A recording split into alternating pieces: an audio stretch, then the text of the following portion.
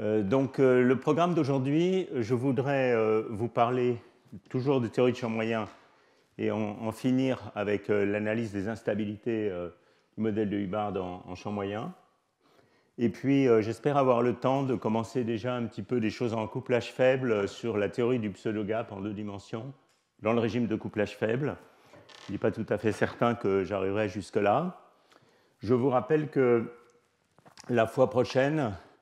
Alors d'abord, je voudrais vous dire que le séminaire d'aujourd'hui est fait par Thomas Schaeffer.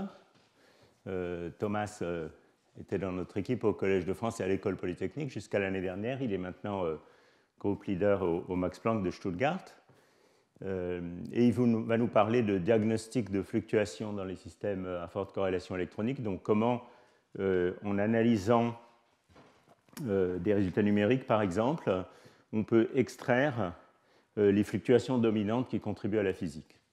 Voilà, ça sera un peu le thème général du séminaire. Et ce séminaire sera entièrement par Zoom, c'est-à-dire on projettera dans l'amphi et il sera transmis en même temps en direct. Alors, le cours d'aujourd'hui, je vais donc d'abord vous parler un petit peu de théorie de champ moyen.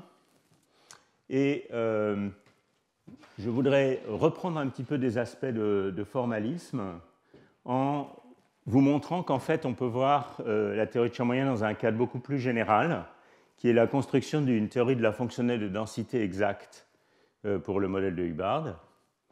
Et le champ moyen, au sens habituel de Hartree, étant une approximation de cette théorie de la fonctionnelle de densité.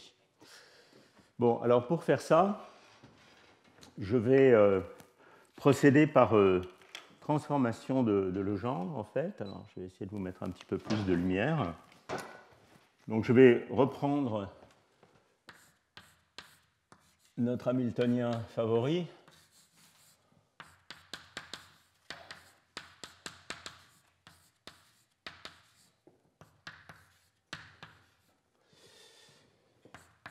Avec le terme d'interaction.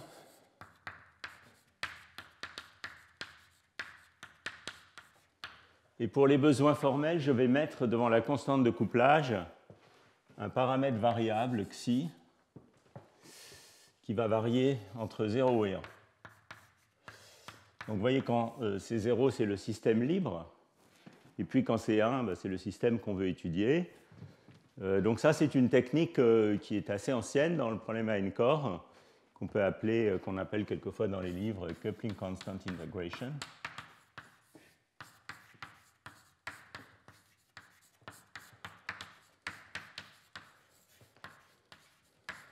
Et encore une fois, le but de tout ça, c'est de présenter une sorte de théorie de la fonctionnelle de densité pour ce problème.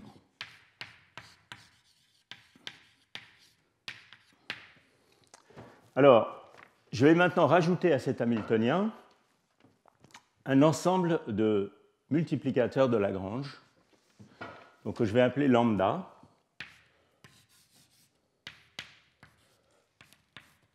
Donc, si vous voulez, ce sont des sortes de potentiels chimiques généralisés qui dépendent du site et du spin. Donc, c'est comme un potentiel chimique local qui peut prendre 2 valeurs différentes selon que le spin est up ou down. Donc, c'est aussi un champ local. Et ces multiplicateurs de Lagrange vont avoir comme fonction d'imposer que les valeurs moyennes des opérateurs nombres, ni sigma, soient égaux à un ensemble prédéterminé de valeurs de ces densités. Alors, il y a une manière un peu formelle de faire ça, mais qui est vraiment juste construite à la transformée de Legendre, qui consiste à introduire une fonctionnelle oméga qui soit à la fois une fonctionnelle des densités qu'on veut prédéterminer, qu'on s'est donné au départ, et des multiplicateurs de Lagrange.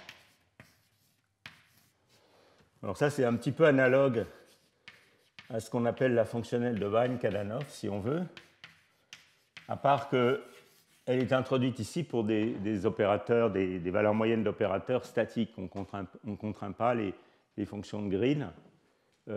Mais si on généralisait cette construction, comme on le fait par exemple souvent dans le physique du problème à n-corps, et en particulier, c'est une manière de construire la théorie du champ moyen dynamique, on a vu ça il y a 2 ans, on peut construire la fonctionnelle de Baran-Kadanoff comme une fonctionnelle des fonctions de Green et des paramètres conjugués qui sont les self-énergies. Bon, c'est très analogue.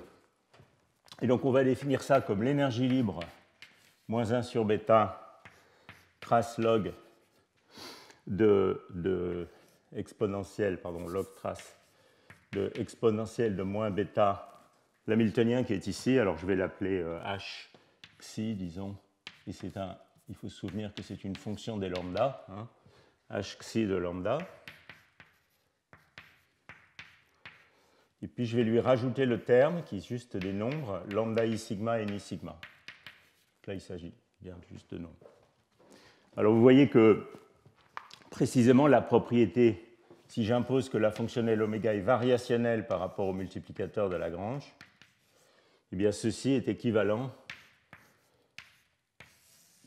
à imposer que les multiplicateurs sont choisis de manière à imposer que les valeurs moyennes d'opérateurs n soient égales à cet ensemble prédéterminé de valeurs petit n.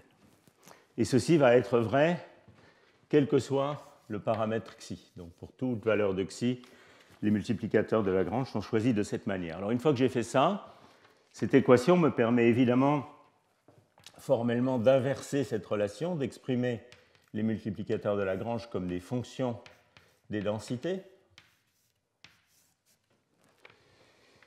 Et avec ça, je peux donc construire la fonctionnelle gamma, qui est la fonctionnelle de Gibbs, si vous voulez.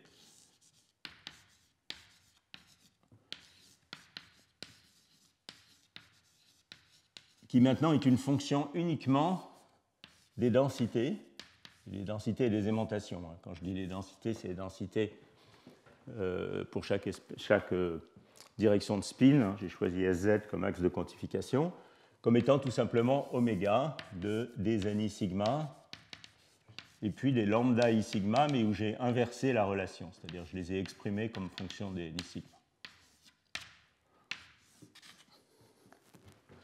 Alors ça, c'est aussi f, je vous rappelle, plus somme des lambda i sigma, mais exprimé comme fonction des n fois n i sigma.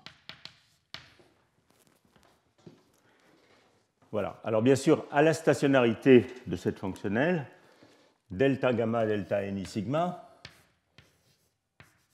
ceci me donne lambda i sigma, hein, relation habituelle de la transformée de Legendre, parce que quand je prends la dérivée par rapport au lambda, ça me donne 0 à cause de cette relation. Donc je trouve directement que lambda, c'est delta gamma sur delta n.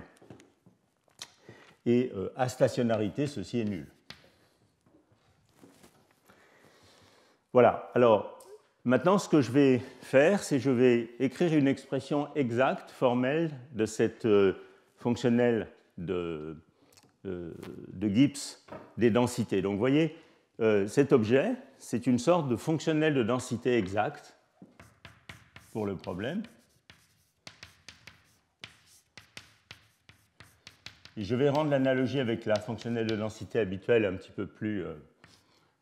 peu plus explicite en vous donnant une construction précise de ça. Alors, si je regarde la dérivée de oméga par rapport à xi, qui est aussi la dérivée de gamma par rapport à xi, alors vous voyez que je peux utiliser le fait que la dérivée partielle de l'hamiltonien ici par rapport à xi,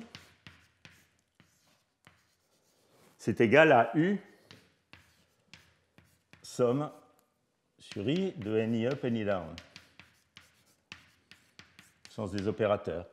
Donc je peux, pour calculer cette dérivée, utiliser le théorème de Hellman-Feynman, et ça me dit immédiatement que cette chose est égale à U somme sur I de la valeur moyenne de la double occupation ni up et ni down, et calculée évidemment en présence de cette constante de couplage variable xi.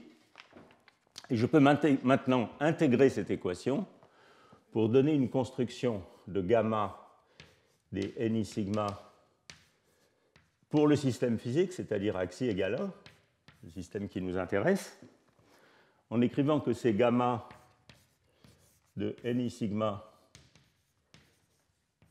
pour xi égale 0, qui est un système libre. Donc j'appellerai ça dans la suite gamma 0 des ni sigma,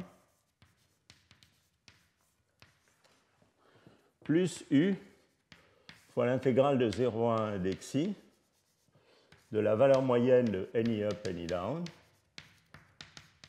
Alors, il faut prendre cette expression un petit peu avec un grain de sel. On doit calculer cette valeur moyenne en présence de xi, d'une part, et d'autre part, avec un ensemble de ni sigma fixé grâce au multiplicateur de Lagrange. Donc, c'est la double occupation quand toutes les occupations locales sont fixées.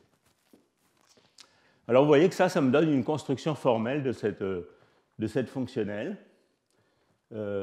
Et pourvu, évidemment, il y a une hypothèse là-dedans, hein, que la relation entre les lambda et les n soit inversible pour que la transformée de Legendre existe. Mais modulo cette hypothèse, on a construit une sorte de fonctionnelle de densité exacte pour le problème. Évidemment, formellement, on ne sait pas vraiment calculer ce terme. Et cette fonctionnelle de densité fait apparaître une référence ici, qui est celle du système libre. Alors, qu'est-ce que c'est que gamma 0 ? Gamma 0, c'est tout simplement un problème. Comment on construit gamma 0 ? Donc, la partie à xi égale 0 de cette fonctionnelle. Eh bien, c'est tout simplement un problème libre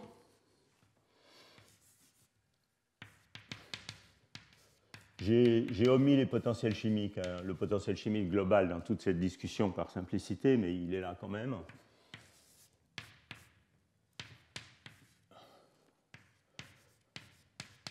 Donc c'est le problème libre placé dans un potentiel extérieur local et des champs extérieurs locaux qui sont choisis de manière telle que les ni sigma, mais cette fois calculés dans l'hamiltonien libre, soient égaux à mon ensemble prédéterminé de densité.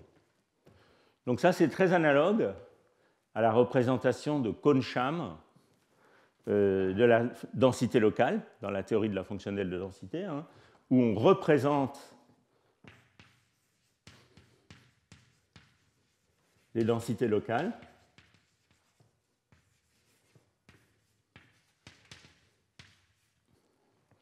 par un système d'électrons libres dans un potentiel bien choisi. Et il me faut plus de craie.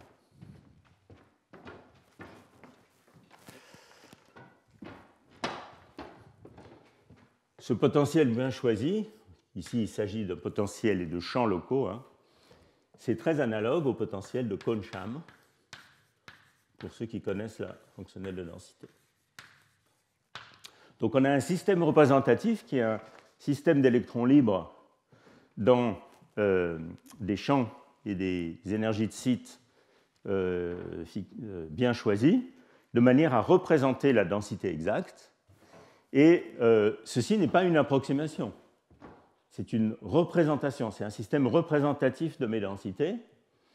Je me sers de ce système représentatif pour représenter ces densités, et je construis formellement une fonctionnelle de densité exacte en partant de ces systèmes représentatifs et en construisant les termes d'interaction. Alors vous voyez que je peux écrire ça un petit peu différemment si je veux. Je peux écrire ça comme un terme qui serait le terme où ces valeurs moyennes sont calculées à xi égale 0. Donc ça donnerait... Enfin, je peux séparer ça, si vous voulez, entre valeurs moyennes et fluctuations. Donc je peux réécrire ce terme u intégrale de 0 à 1 des xi de valeur moyenne découplée. Donc il va me donner ni up, ni down, puisque j'ai imposé que les densités sont fixées. Cette intégrale, à ce moment-là, disparaît. Et puis un terme de fluctuation qui est u intégrale de 0 à 1 des xi du corrélateur connecté.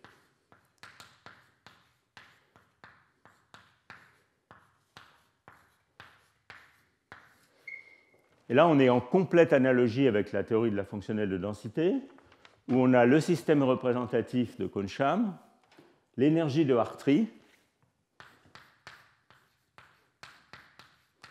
et puis ce qu'on appellerait, dans le contexte de la fonctionnelle de densité, l'énergie d'échange et corrélation, donc tout ce qui vient des fluctuations et des corrélations de la de Hartree.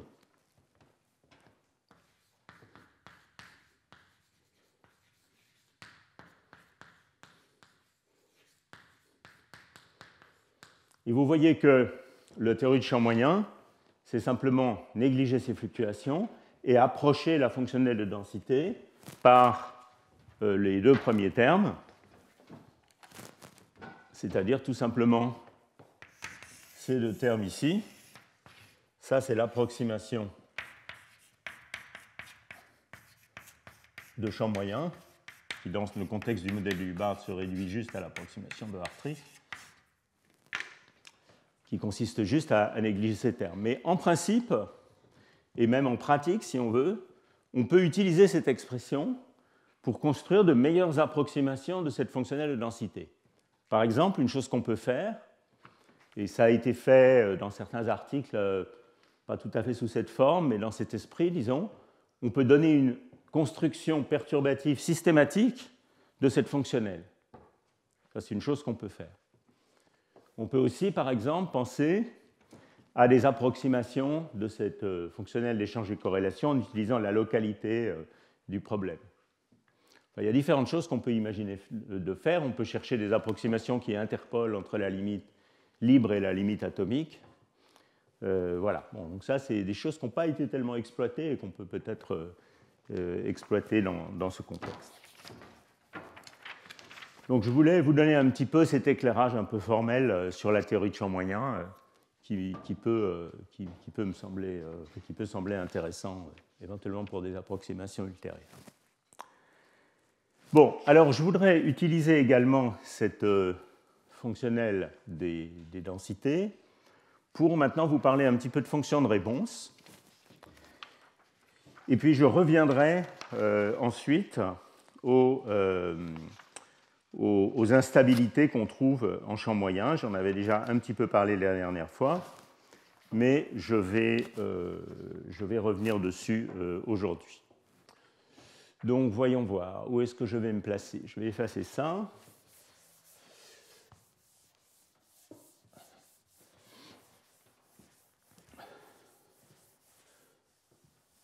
Et je vais peut-être garder cette expression.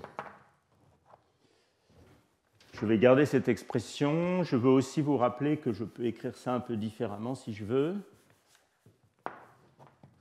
Donc, au niveau du champ moyen, je peux écrire cette expression comme au lieu d'utiliser les densités, je peux utiliser les densités pour chaque composante de spin. Je peux bien sûr utiliser les densités locales et les aimantations locales selon Z si j'ai envie. Cette fonctionnelle, à ce moment-là, pardon, gamma, au niveau du champ moyen, ça va être gamma 0, donc exprimé aussi en fonction des n et des m. Hein. Et puis ici, vous trouverez U sur 4, somme sur I de ni carré moins mi carré. Je vais m'en servir dans un instant pour dériver les fonctions de réponse. Donc maintenant, je voudrais parler un peu de fonctions de réponse.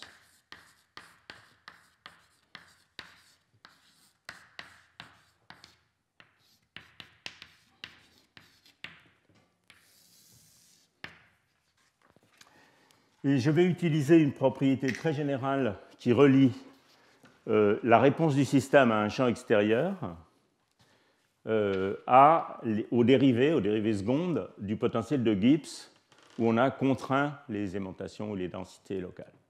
Donc ça, c'est juste une propriété très générale des transformés de Legendre, mais je vais vous la rappeler rapidement. Donc pour parler de fonction de réponse, j'ai besoin de mettre un champ extérieur. Donc je vais ajouter dans mon Hamiltonien, alors disons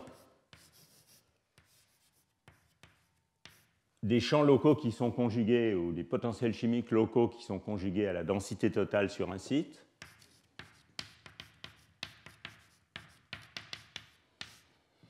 Et puis des champs magnétiques locaux qui sont conjugués à l'aimantation selon Z.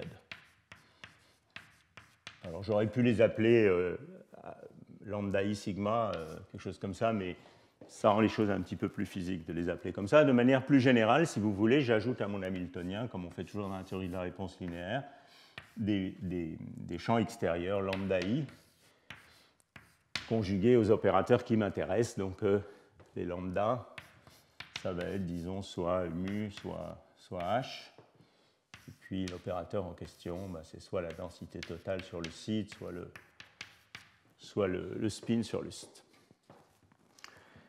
Alors, et puis je vais appeler phi, d'une manière générale, phi, comme paramètre d'ordre, la valeur moyenne de l'opérateur OI calculée dans l'hamiltonien H.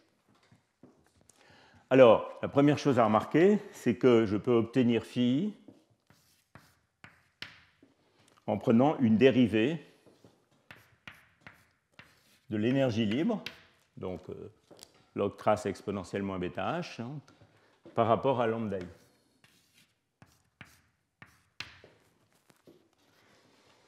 Alors ça vient encore de Hellman-Feldman. C'est parce que d lambda i, dh d lambda i, c'est égal à l'opérateur O. Donc ça, c'est Hellman-Feldman.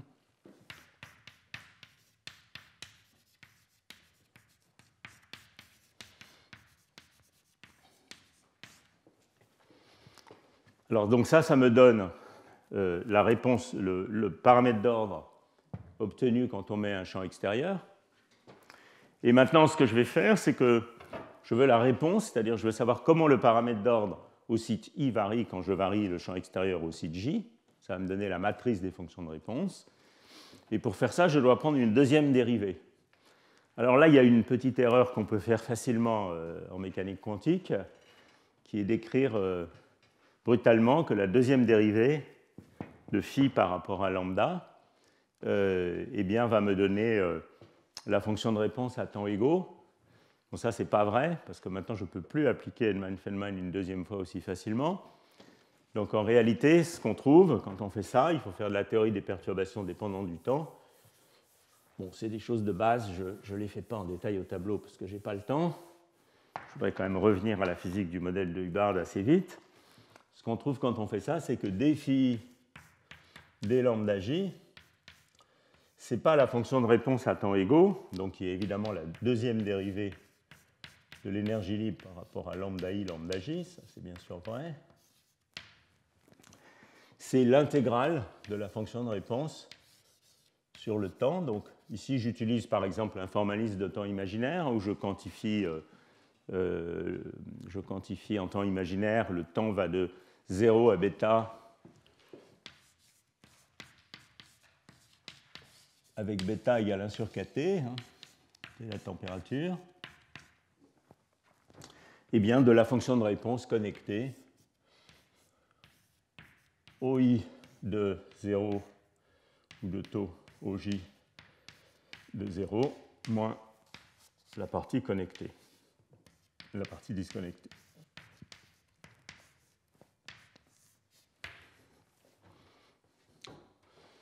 Voilà, donc ça c'est l'intégrale de la fonction de corrélation CIJ de l'opérateur O en fonction de taux.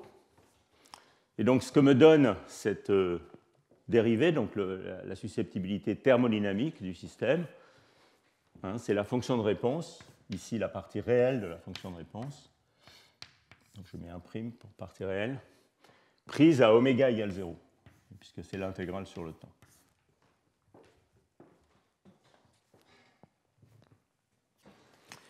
Voilà. D'une manière plus générale, évidemment, on veut s'intéresser à la fonction de réponse dynamique IJ de taux ou de oméga complète. Alors, ce que je veux vous montrer, c'est que cette quantité est reliée à la deuxième dérivée par rapport au paramètre d'ordre phi de la fonctionnelle de Gibbs, gamma, qu'on avait tout à l'heure. Donc là, je l'ai exprimé comme la fonctionnelle f. Je voudrais l'exprimer comme la fonctionnelle de Gibbs. Alors pour faire ça, ce n'est pas compliqué. J'écris tout simplement que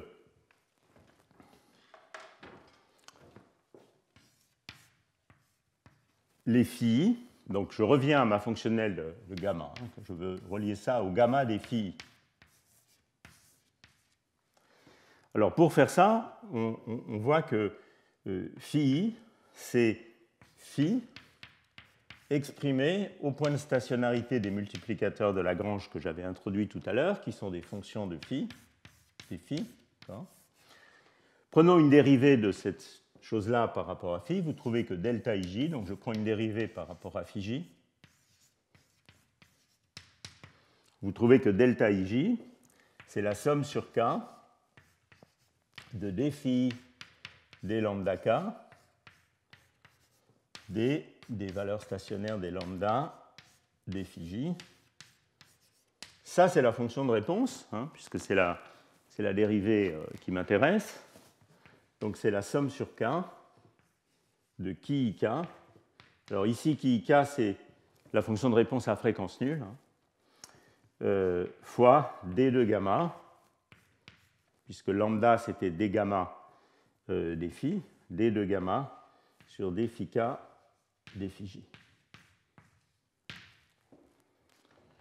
Donc qu'est-ce que ça me dit, ça? Ça me dit que le produit de la matrice fonction de réponse par cette matrice des dérivées secondes est égal à 1.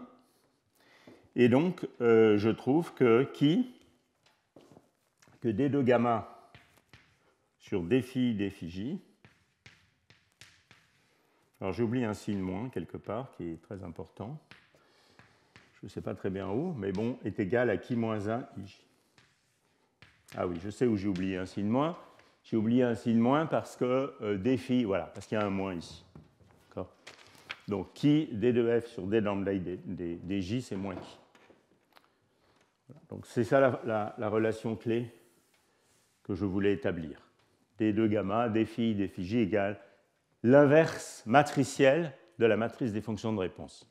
Évidemment, tout ça, c'est à oméga égale 0, parce que c'est une dérivée thermodynamique. Alors, une fois que j'ai ça, c'est très simple. Je veux calculer les fonctions de réponse en champ moyen. Évidemment, j'en ai profité pour effacer la fonctionnelle. C'est très dommage, je vais la réécrire. Donc, vous vous souvenez que si je m'arrête au niveau du champ moyen, la fonctionnelle gamma dans l'approximation du champ moyen, c'est la fonctionnelle gamma 0 du système libre, plus u sur 4, somme sur i de ni carré moins mi carré. Voilà. Et donc maintenant, je prends ces dérivées, soit par rapport aux densités, et j'obtiens la fonction de réponse de charge, de densité-densité, soit par rapport aux aimantations. Et donc, vous voyez que ce qu'on trouve, c'est que qui moins 1 charge, c'est égal à qui 0 moins 1. Donc ça, c'est qui ij. C'est d2 gamma dni, dnj, qui moins 1 ij. C'est ça. Qui est aussi égal à moins d2f sur d mu i, d mu j. Donc, qui moins 1 charge, c'est qui 0 moins 1 charge, plus u sur 2. Et de même, qui moins 1 spin. Alors, si je suis dans l'espace réel, il y a un delta ij ici. Et puis, qui moins 1 spin, c'est qui 0 moins 1 moins u sur 2. Alors, ceci se généralise facilement aux fonctions de réponse dépendant de la fréquence. Alors, je peux évidemment prendre la transformée de Fourier de ces expressions. Et je vais trouver que qui moins 1 de q. Je peux généraliser ce raisonnement aux susceptibilités dynamiques, charge ou spin. C'est qui 0 moins 1. On va mettre le 0, je ne sais pas où, quelque part ici. Qui 0 moins 1 charge ou spin, plus ou moins u sur 2 de q et d'oméga.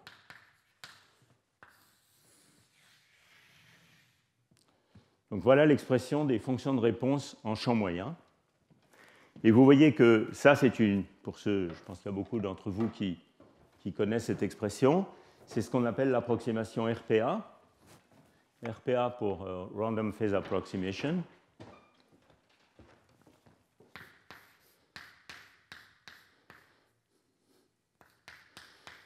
Et vous voyez que c'est tout simplement l'expression naturelle des fonctions de réponse en champ moyen quand on pense en champ moyen en termes de fonctionnel de Gibbs et de transformé de Legendre à paramètres d'ordre fixé. Et c'est la bonne manière d'y penser, en fait.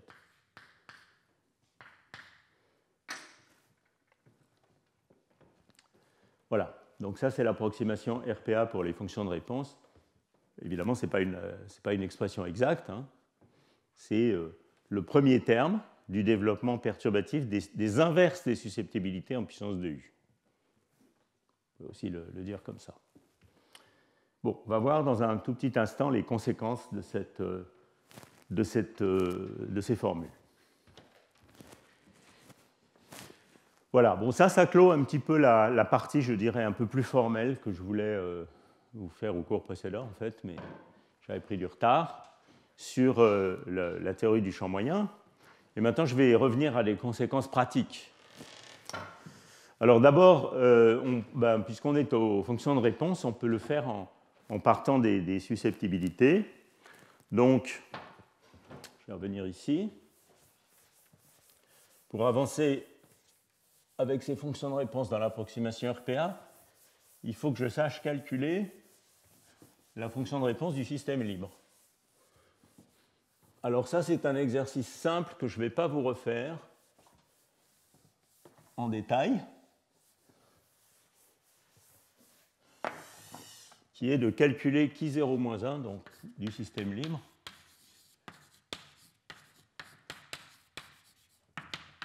calculer la fonction de réponse Q0 de Q et d'oméga, qu'on appelle aussi quelquefois la fonction de Linhart.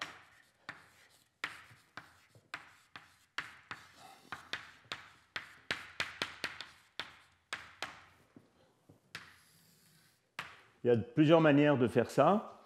Une manière, c'est d'utiliser un petit peu de problème à n-core et de voir la fonction de Linhart comme une convolution de deux fonctions de Green. Donc ça, c'est une manière de faire. Je calcule tout simplement, pour ceux qui aiment les diagrammes, cette bulle avec deux fonctions de Green libres ici. 1 sur oméga plus mu moins epsilon k. Alors, si on a un vecteur d'onde q qui arrive ici, on aura par exemple ici k, et ici k moins q. Voilà.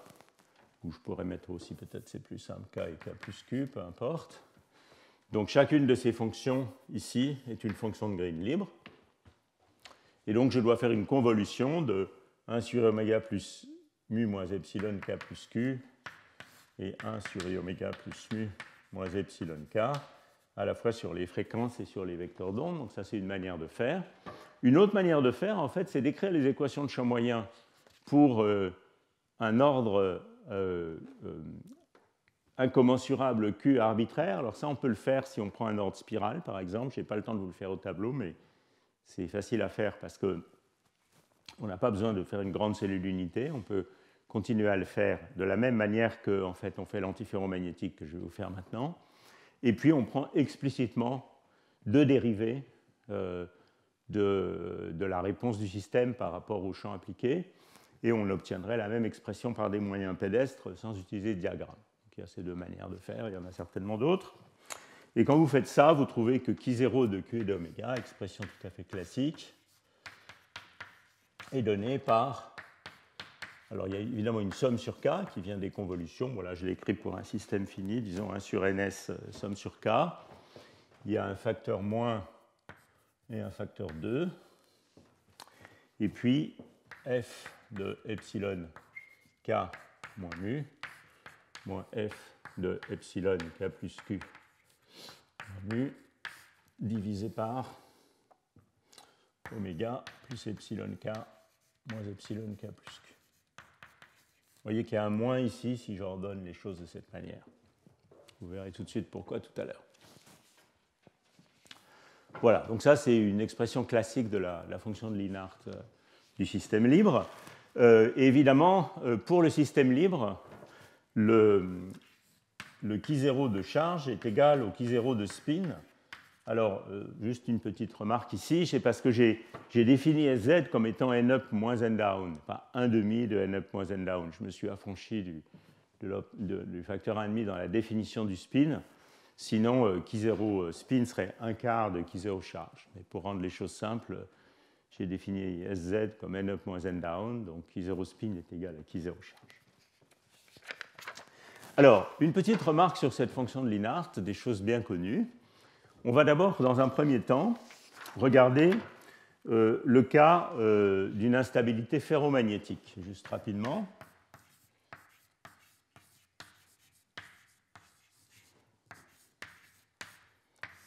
C'est-à-dire la réponse à un champ uniforme, donc où je mets un champ uniforme sur tous les sites,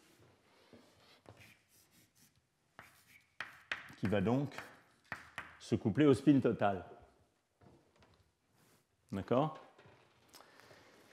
Donc ça correspond, puisque je couple de manière uniforme au spin total, ça correspond à la limite Q égale 0. Vecteur d'onde uniforme. Alors vous voyez sur cette expression que si je fixe oméga,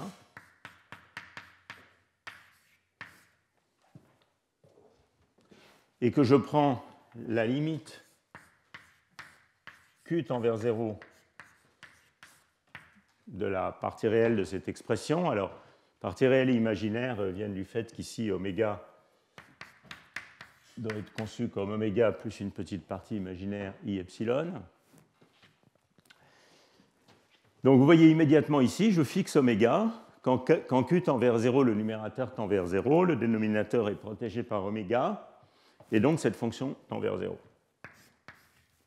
à oméga fixé.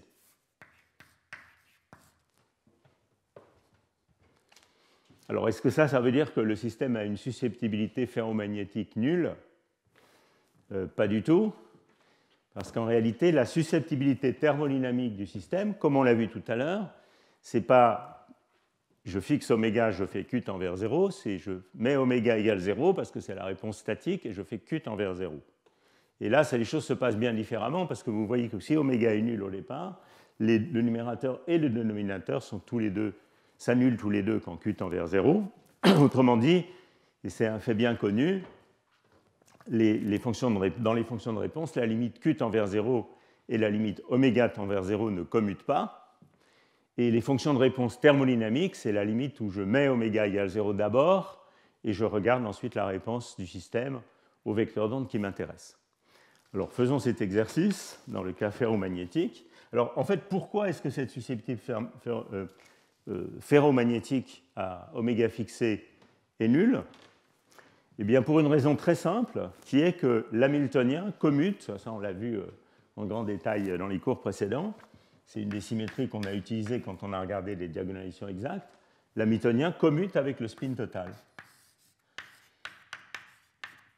Vous vous souvenez, on a beaucoup utilisé ça. Donc comme l'hamiltonien commute avec le spin total, la fonction de réponse aimantation totale ne peut pas avoir de dynamique. Donc elle est indépendante du temps, et c'est pour ça que la seule réponse est à oméga nul.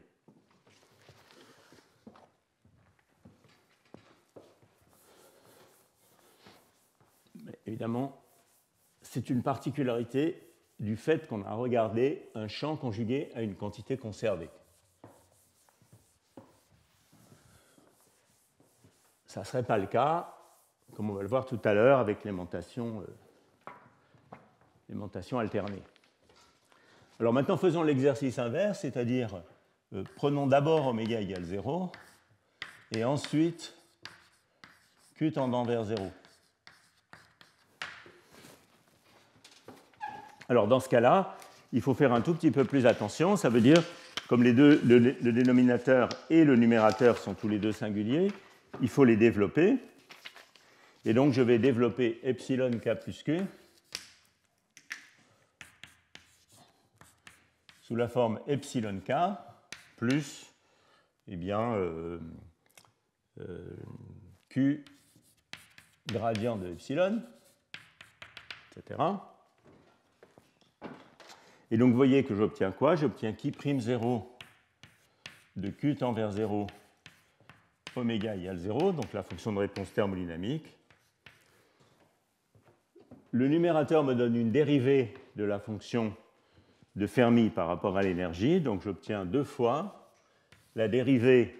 Alors, comme Q est ici, ça me donne moins la dérivée, mais il y a un moins devant. Ça tombe très bien, parce que comme ça, je trouve une fonction de réponse positive.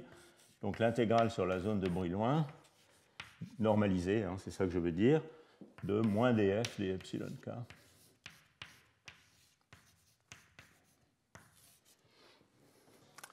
Alors j'ai oublié de vous dire ici, f c'est la fonction de Fermi, f de x, f de epsilon, c'est 1 sur 1 plus exponentielle de bêta epsilon. Bêta c'est toujours 1 sur 4. Et donc je trouve ici, vous voyez, 2 fois l'intégrale d'epsilon, d de epsilon, de moins df d epsilon, où d de epsilon c'est la densité d'état. Et par exemple, dans la limite t tend vers 0, cette dérivée moins df d epsilon tend vers une fonction delta. Il y a un mu qui se promène ici, hein, parce qu'il y a un mu dans la fonction de Fermi, il est là-bas. Et donc ça me donne, dans la limite t tend vers 0, 2 fois d du niveau de Fermi. Alors maintenant, si vous utilisez cette expression dans l'expression des susceptibilités en champ moyen, autrement appelée expression RPA, vous voyez que les deux se compensent, et vous voyez que ça suggère une instabilité ferromagnétique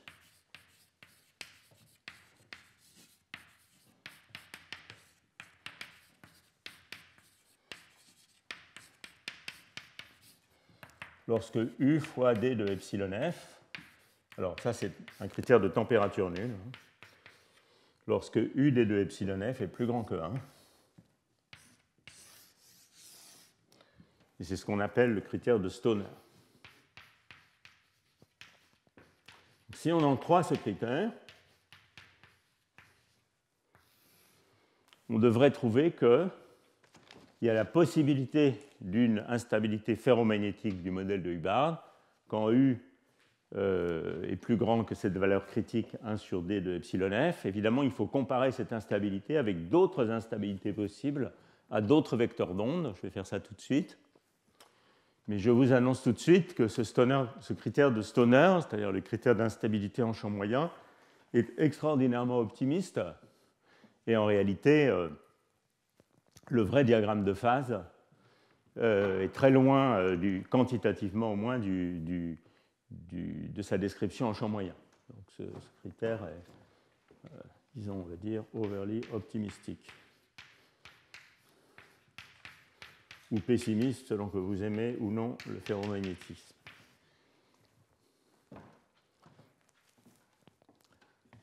Bon, voilà. Alors, donc ça, c'était une application directe des fonctions de réponse dans l'approximation du champ moyen. Maintenant, ce que je voudrais faire, c'est reprendre les équations du champ moyen et écrire les équations à l'intérieur de la phase ordonnée. On va très rapidement le faire pour le ferromagnétisme, puisqu'on y est. Et puis ensuite, je vais rapidement passer au cas antiferromagnétique, qui est le plus pertinent en fait pour la discussion d'aujourd'hui. Donc je vais vous revenir à la théorie du champ moyen complète. Disons, on regarde l'intérieur de la phase ordonnée. Ça, c'est un critère en venant de la phase non magnétique.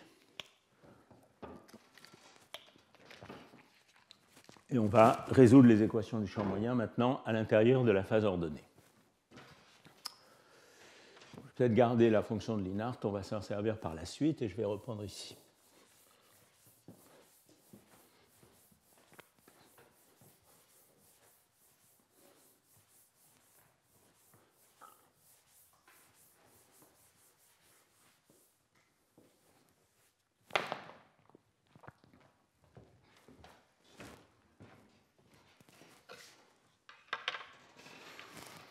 Alors, donc, théorie de champ moyen du ferromagnétisme.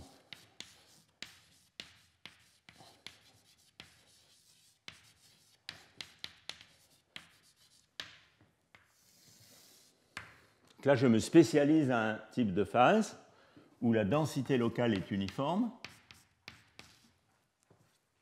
mais l'aimantation locale émise vaut une valeur finie m. Donc, il y a l'aimantation uniforme ferromagnétique. Alors, vous voyez que dans le cadre de la théorie du champ moyen, je dois résoudre un problème d'électrons libres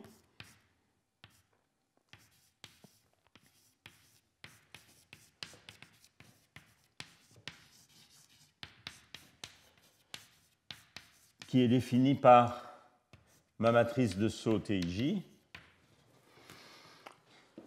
plus, eh bien, vous vous souvenez que les énergies de site, c'était epsilon I up égale U NI down. Donc les densités NI up, c'est N plus M sur 2. Et puis NI down, c'est la même chose avec un moins, N moins M sur 2. Donc je peux écrire que mes énergies de site, c'est U sur 2. Pardon. Je vais les écrire ici. U sur 2, N moins sigma M. J'enlève le potentiel chimique aussi, fois delta IJ, où sigma vaut plus et moins pour up et down.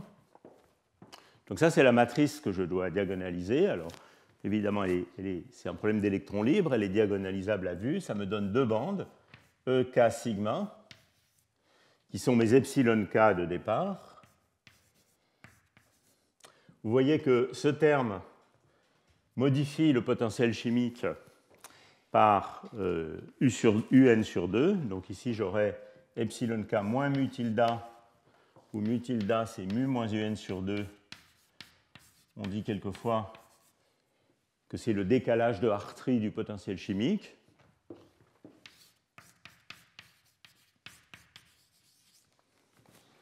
Et puis ici, moins sigma UM sur 2. Donc qu'est-ce que j'ai fait ici? J'ai deux nouvelles bandes. Je vais vous faire toujours un dessin à une dimension parce que c'est difficile de faire mieux. Donc j'ai ma bande de départ, disons mon cosinus de départ. Et ce que ceci fait, c'est que ça introduit un décalage en énergie vers le bas pour la bande d'aimantation majoritaire. Donc maintenant j'ai une bande qui est décalée vers le bas, une bande qui est décalée vers le haut. Donc ça c'est la bande majoritaire. Et ça c'est la bande minoritaire. Et je dois écrire que le niveau de Fermi s'ajuste pour accommoder le nombre total d'électrons qui est fixé. Et l'aimantation est donnée par la différence des populations entre la bande majoritaire et minoritaire. Donc je peux facilement écrire ces deux équations, qui sont les deux équations autocohérentes de ma théorie de champ moyen. Donc je peuple les deux bandes décalées en énergie. Donc ici, ça va me donner F de epsilon moins UN sur 2 moins mu tilda, plus F de epsilon plus UM sur 2 moins mu tilda. Et l'aimantation, c'est la même chose, mais avec un signe moins. Exactement la même chose, je ne vais pas vous l'écrire avec un signe moins. Donc, la même expression avec un signe moins. Voilà, alors si vous résolvez ces deux équations, vous pouvez d'une part calculer, donc disons, pour n fixé, vous pouvez calculer mu tilda, et puis ensuite, vous pouvez calculer l'aimantation en fonction de la température et de U. Alors on peut regarder un petit peu où ces équations sont instables, et on va retrouver tout de suite notre critère de Stoner. Alors pour regarder où ces équations sont instables, il suffit de prendre la deuxième équation ici et de faire un développement à l'ordre 1 en M. Si je développe au voisinage de l'instabilité, l'aimantation est petite, et donc je peux développer cette équation. Il va y avoir un terme d'ordre M avec un certain coefficient ici, et puis un autre terme d'ordre M cube, etc. Pourquoi M cube? Parce que cette expression est impaire en M, donc elle contient forcément uniquement des termes impairs. On fait juste la symétrie de spin. Alors, qu'est-ce que c'est le terme linéaire en M? C'est le terme de l'équation d'état linéaire en M.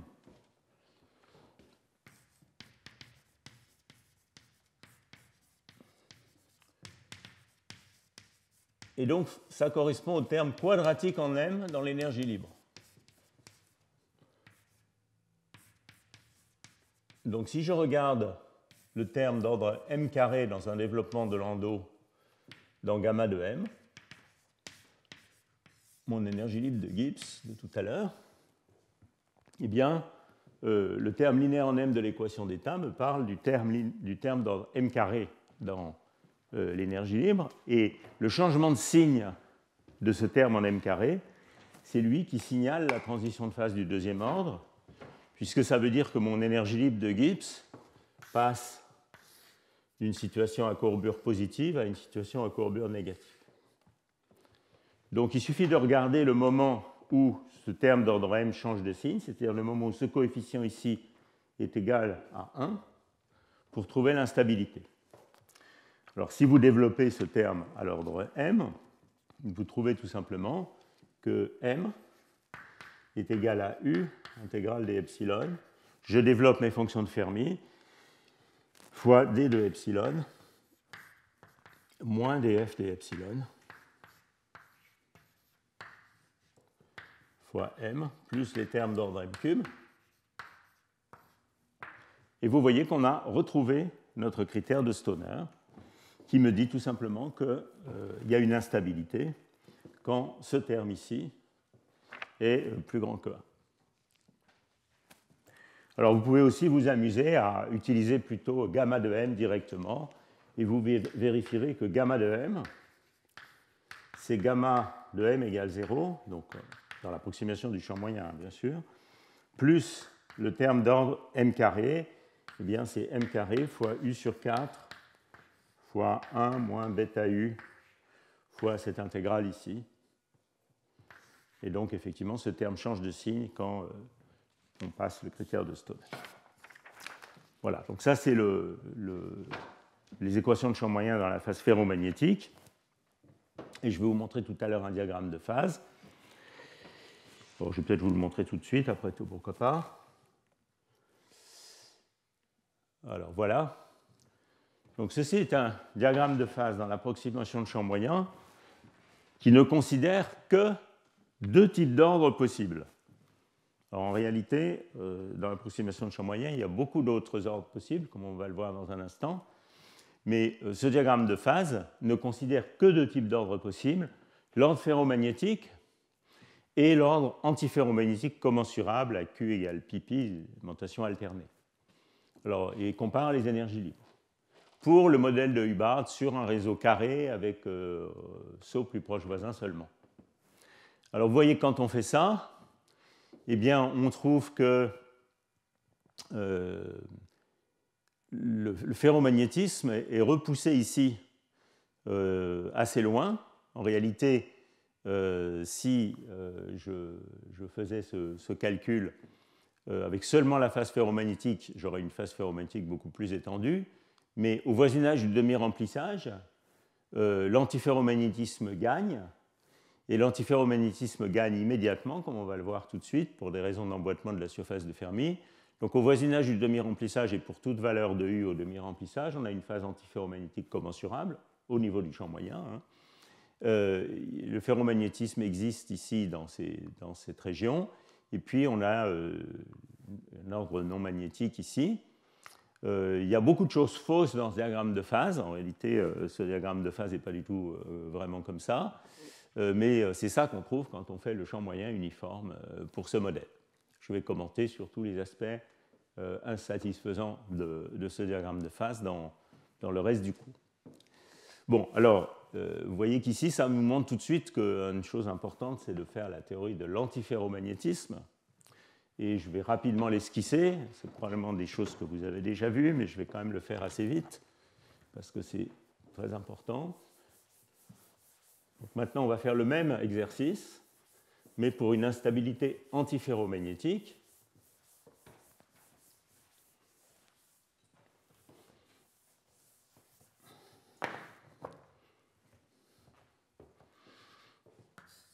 je vais rajouter ici anti, et je vais me limiter pour l'instant à une instabilité au vecteur d'onde pi, c'est-à-dire à un ordonnée L alterné. Donc maintenant, j'ai toujours une phase de densité uniforme, c'est mon hypothèse, mais maintenant j'ai une aimantation locale qui va être moins 1 puissance i fois l'aimantation alternée, ms, et comme précédemment, moins 1 puissance i, comme quand on avait vu les symétries, c'est plus 1 sur le sous-réseau A et moins 1 sur le sous-réseau B. Alors vous voyez maintenant que l'hamiltonien effectif que je dois diagonaliser, l'hamiltonien libre effectif, hein, c'est quelque chose qui fait intervenir mes hoppings. Alors je vais le faire dans le cas où j'ai des sauts plus proches voisins seulement. Donc je peux aussi l'écrire comme ça, IJ plus proche voisin, j'ajoute ici le complexe conjugué. Et puis j'ai des énergies de site effectives, epsilon i sigma et ni sigma, qui sont maintenant égales à, comme tout à l'heure, UN sur 2, qui est le décalage de Hartree du potentiel chimique, toujours mon moins fois sigma UMS sur 2, mais maintenant il y a moins 1 puissance i ici, à cause de l'alternation entre les sites, l'alternance entre les sites. Voilà, et puis toujours évidemment le terme de potentiel chimique, et puis si je veux être complet, je dois rajouter aussi le terme d'énergie.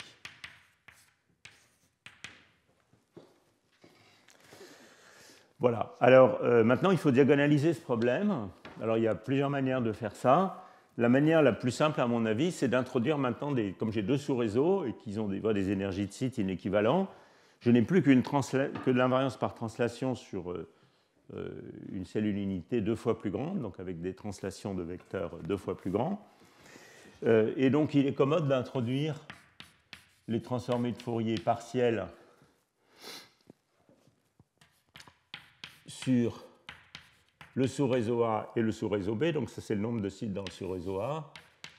Ça, c'est les sites du sous-réseau A, exponentielle de IKRI, C croix I sigma. La même chose pour le sous-réseau B. Hein. Donc ça serait C croix K sigma A. Et puis, de même, C croix I sigma, c'est 1 sur racine de n. Donc maintenant, je vais introduire un indice alpha qui vaut A ou B. Donc ça va être C croix I alpha sigma.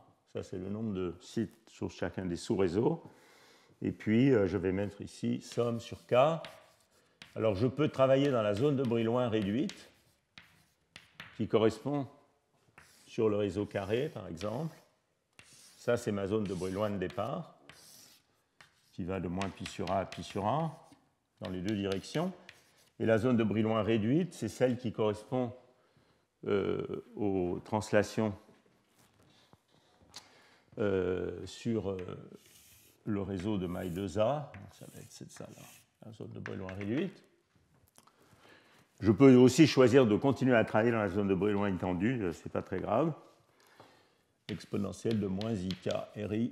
Il faut juste faire attention quand on écrit les équations. C croix K sigma alpha. Voilà.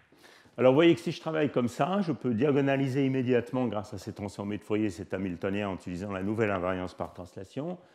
Et ça me donne un hamiltonien à un corps H, petit h K sigma, qui est... Alors, les termes de hopping, c'est des termes qui couplent le terme sur la transformée de Fourier sur le sous-réseau A et la transformée de Fourier partielle sur le sous-réseau B.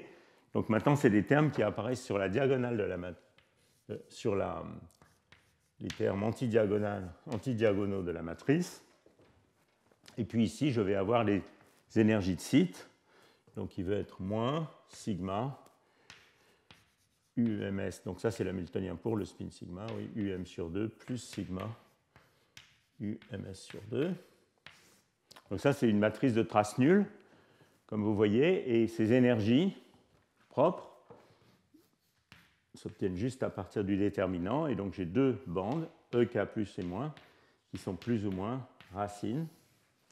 de epsilon k carré plus u ms sur 2 au carré. Et je peux aussi dire que introduire une échelle d'énergie delta, qui est la moitié du gap entre les deux bandes, delta égale UMS sur 2. Vous voyez que tout ça commence à beaucoup ressembler à la théorie BCS, et ce n'est pas un hasard, puisque j'avais expliqué lors du premier cours déjà qu'il y avait dans le cas de mi-rempli une symétrie entre le problème BCS et le AU négatif et le problème AU positif. Mais vous allez voir dans un instant que cette analogie avec la théorie BCS, il faut la prendre avec un petit grain de sel. Je vais expliquer ça tout de suite. Alors, pour finir l'écriture des équations de champ moyen,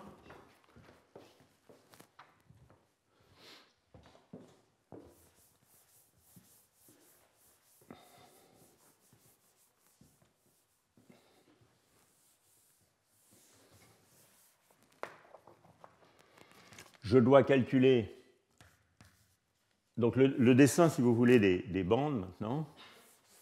Alors, je crois que j'ai un slide en fait pour ça, ça sera peut-être mieux. Voilà, le dessin des bandes, il est ici, à 1 et 2 dimensions.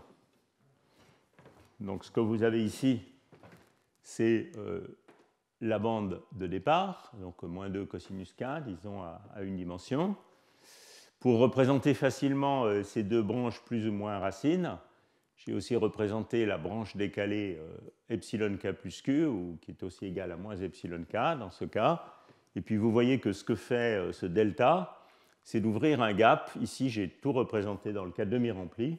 Donc le gap est exactement à plus ou moins pi sur 2. C'est-à-dire qu'il s'ouvre exactement sur la surface de Fermi du système libre. Voilà, même dessin ici à 2 dimensions. Vous voyez, ça c'était la surface de Fermi en diamant du système demi-rempli.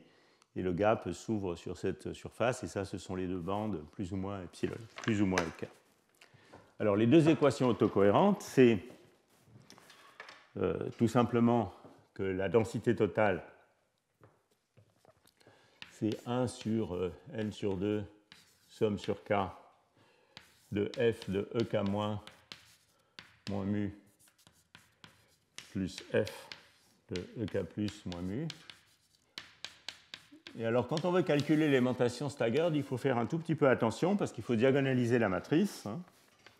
Donc, il faut calculer NA up moins NB up, par exemple, qui est aussi égal à NA up moins NA down par symétrie, donc qui est mon aimantation staggered.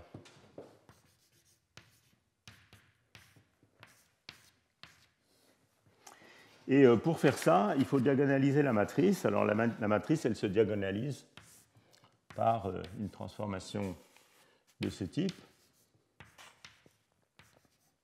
qui est le déterminant 1. Et vous calculez facilement que ces facteurs de cohérence, comme dans la théorie BCS, c'est UK carré, VK carré, égale 1,5 de 1 plus ou moins delta sur EK. Quand vous utilisez ça, vous pouvez calculer MS, et vous trouvez que MS, c'est égal à 1 sur n sur 2, somme sur k dans la zone de Brillouin réduite. Mais ici, il y a un UK carré moins VK carré qui vient de la transformation entre mes électrons de départ C et puis la base qui diagonalise la matrice qui est là-bas, fois F de la bande moins racine de epsilon carré plus delta 2 moins mu tilde moins F de plus epsilon carré plus delta 2 moins mu tilde.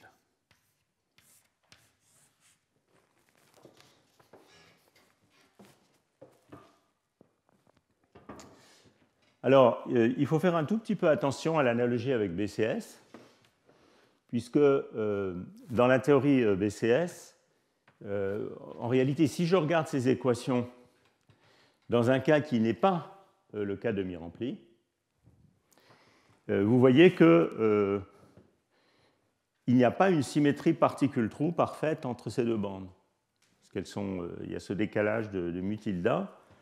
Donc en réalité, les deux bandes en question ne sont pas symétriques particule-trou, alors que dans la théorie BCS, puisque le gap s'ouvre dans le canal particule-particule, il y a une symétrie parfaite entre particules et trous pour les deux bandes. Et cette symétrie parfaite ici n'est réalisée que dans le cas demi-rempli. Alors ça, c'est normal, puisqu'on a vu que le cas demi-rempli, en présence d'un champ magnétique uniforme, éventuellement, se mappait sur le cas U négatif dopé. Mais le cas demi-rempli, mais le cas répulsif, je crois que j'ai dit des bêtises là, je ne l'ai pas dit bien, je répète. Le cas répulsif en présence d'un champ magnétique uniforme, au demi-remplissage, se mappe sur le cas attractif dopé. Voilà. Mais ici, on regarde le cas attractif, pas forcément au demi-remplissage. Donc, il n'y a pas, en dehors du demi-remplissage, un mapping sur le cas U négatif. Ça, c'est un point qui est important à comprendre. Et donc, la symétrie parfaite que vous voyez ici, avec le gap qui s'ouvre de manière symétrique entre particules et trous, elle est réalisée parce que ces dessins sont faits au demi-remplissage. Voilà, alors continuons un petit peu sur l'analyse des instabilités de cette équation. Donc vous voyez, je peux faire le même exercice que tout à l'heure et développer cette expression en puissance d'élémentation alternée. Alors si je développe ces expressions en fonction de puissance d'élémentation alternée, je vais calculer le terme d'ordre ms, et puis éventuellement le terme d'ordre ms3. Et puis de nouveau, le moment où le coefficient de ce terme d'ordre ms est égal à 1 va me donner la position de l'instabilité.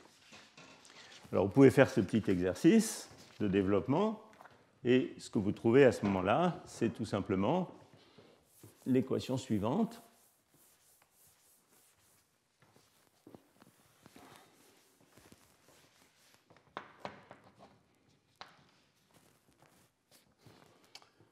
Qui est que 1 égale U sur 2 intégrale d epsilon, d de epsilon sur racine de epsilon 2 plus delta 2, et un terme qui vient des dérivés de la fonction de Fermi, tangente hyperbolique de bêta sur 2, racine de epsilon 2 plus delta 2. J'ai écrit ces termes au demi-remplissage quand mu tilde égale 0. Et dans ce cas-là, cette équation est exactement identique à l'équation de gap BCS.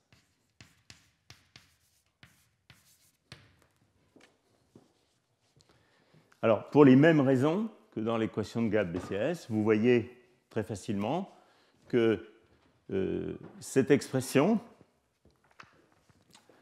si je la regarde par exemple à température nulle, pour me simplifier l'existence, donc à T égale 0, tangente hyperbolique vaut 1. Donc j'ai 1 égale U sur 2 intégrale des epsilon. Donc ça me définit le U critique maintenant, où va apparaître l'antiferromagnétisme. D de epsilon sur racine de epsilon 2 plus delta 2.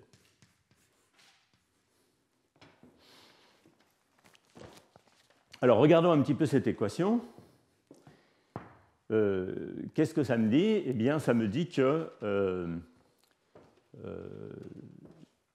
vous voyez que cette équation, quand delta tend vers 0, a une singularité à epsilon égale 0. Donc regardons déjà un cas où la densité d'état au niveau de Fermi, qui est ici 0, parce que je suis dans le cas demi-rempli, particule trou symétrique, serait non nulle. Ça serait le cas, par exemple, à 3 dimensions. 3 dimensions, serait fini, je veux dire. Fini et non nul. Donc c'est par exemple le cas à 3D. Dans le cas à 3D, la densité d'état, c'est quelque chose qui est comme ça. Et donc la valeur ici est finie. Dans le cas à 2 dimensions, c'est un petit peu plus subtil parce que la densité d'état au niveau de Fermi diverge à cause de la singularité de Van Hove qui est au point π0 et 0π. Donc cette analyse doit être affinée un tout petit peu. Mais regardons déjà le cas, par exemple, tridimensionnel, toujours avec une surface de Fermi emboîtée. Vous voyez que quand delta tend vers 0, cette équation a une singularité logarithmique à epsilon égale 0, hein, puisqu'on n'est plus protégé par delta. Et donc on va obtenir ici quelque chose qui va se comporter comme U sur 2 fois un log, très grossièrement, un log de delta quand delta tend vers 0. Alors ça me dit immédiatement qu'il y a immédiatement une instabilité dès que U est fini. Donc la singularité logarithmique me dit que eh bien, delta va se comporter comme, si vous analysez cette équation un peu plus soigneusement, W, la largeur de bande, un cutoff, peu importe, exponentielle de moins 1 sur U fois D de 0, qui est l'expression BCS classique, qui vous montre qu'il y a une instabilité dès que U égale 0 dans ce problème. Et ceci est lié à l'emboîtement parfait de la surface de Fermi, comme je vais l'expliquer dans quelques instants. On peut aussi regarder cette équation dans la limite opposée où U tend vers l'infini. Donc quand U tend vers l'infini, en fait ça me donne le gap pour toutes les valeurs de U, si vous voulez. Quand U tend vers l'infini, vous voyez que ce qui se passe, c'est que delta va devenir grand. Donc c'est ce terme qui domine. L'intégrale ici en epsilon carré n'a plus d'importance. La dépendance en epsilon carré n'a plus d'importance. Donc ici, l'intégrale de la densité d'état est 1. Et vous trouvez immédiatement que 1 vaut dans U sur 2 delta. Ce qui veut dire que delta est égal à U sur 2. Autrement dit, le gap entre les deux bandes de delta vaut U.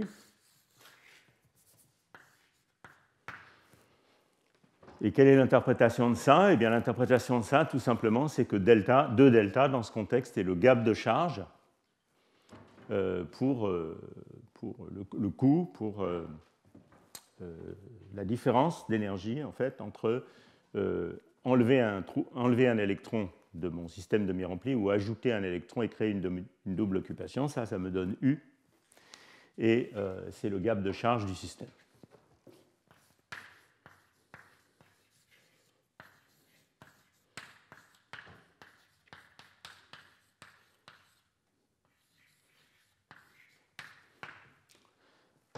Alors, cette expression qui est ici est un peu plus compliquée dans le cas d égale 2.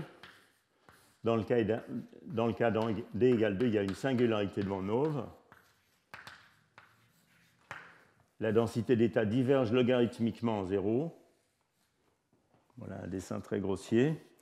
Et en analysant cette équation, vous trouvez que delta, c'est quelque chose, delta sur le hopping, c'est quelque chose qui est exponentiel de moins 2pi racine de t sur u.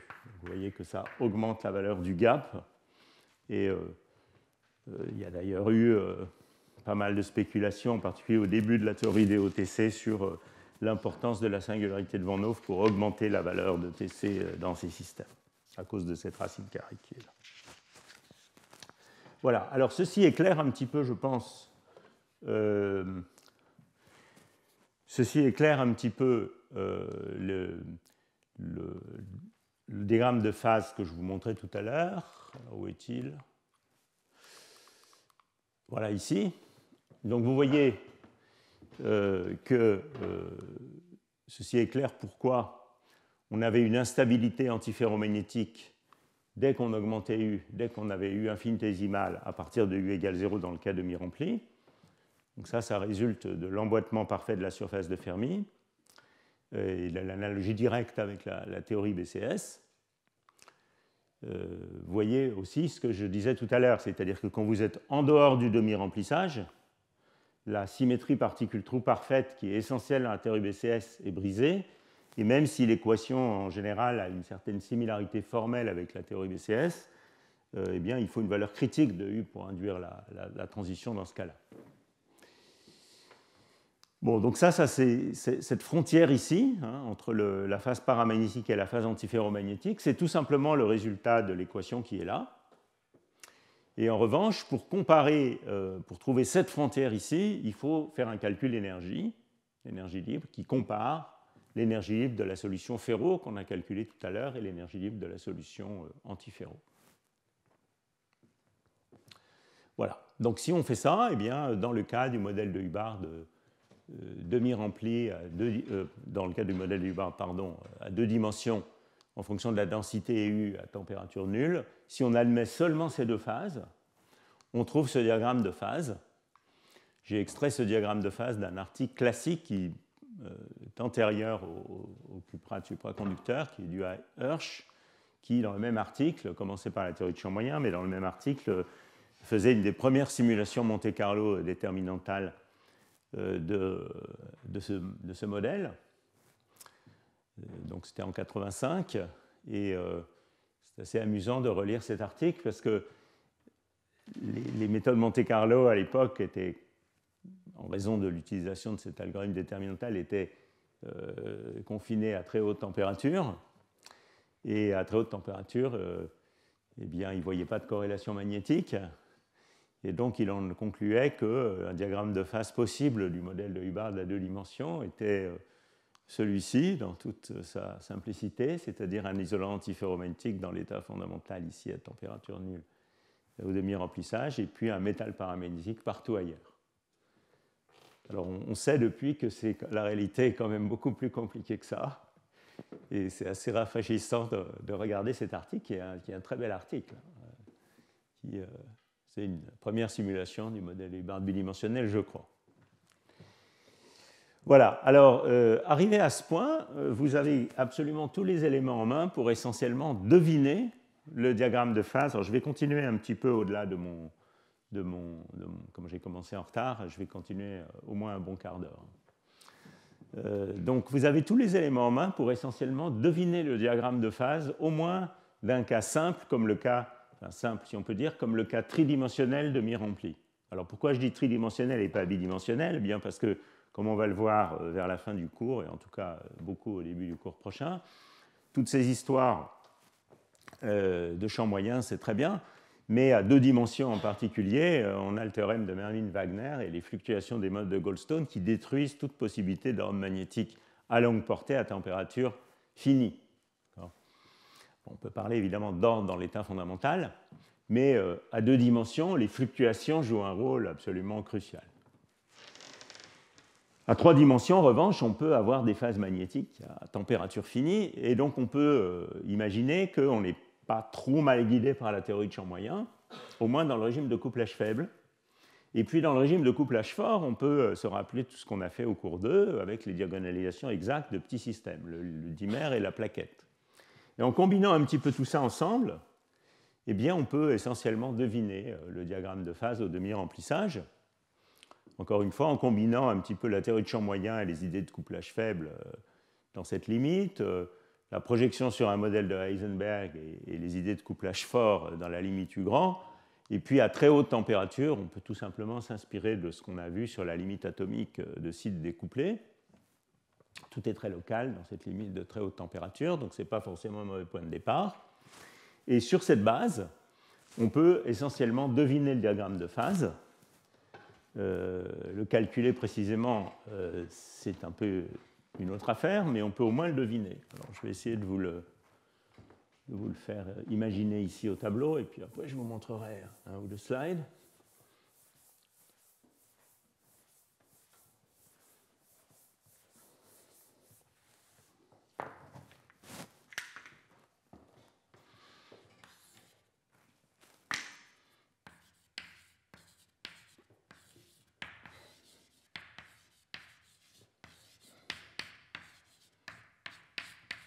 Donc, toujours pour le modèle avec juste un saut plus proche voisin.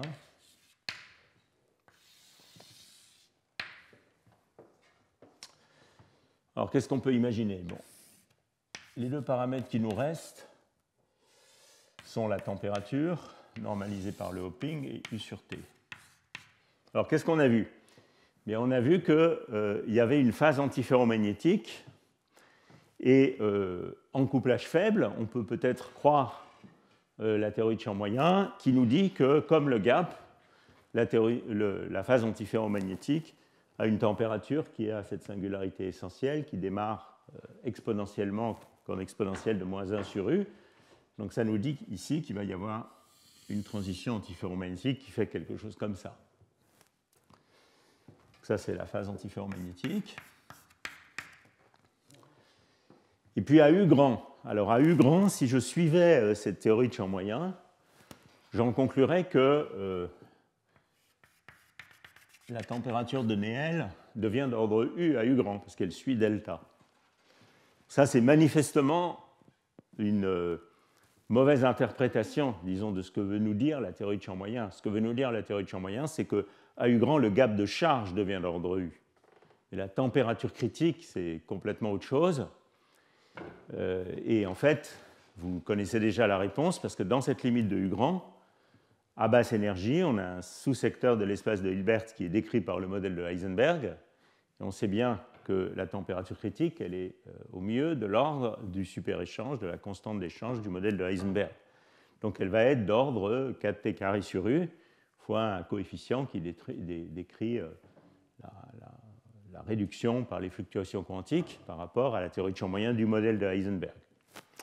Donc certainement, la température critique ici est d'ordre 1 sur U, et donc elle fait quelque chose comme ça. Mais ce que nous dit la théorie de champ moyen, c'est-à-dire que le gap de charge est d'ordre U, c'est quelque chose de correct. Et entre les deux, il doit y avoir quelque part un optimum. Donc cette région-là est bien décrite par le modèle de Heisenberg, cette région-là est bien décrite par la théorie de champ moyen. Faire le calcul entre les deux demande des méthodes numériques. Alors maintenant, on peut un peu... Donc disons, quand on voit les choses comme ça, on a bien l'idée qu'ici, on va avoir un isolant antiferromagnétique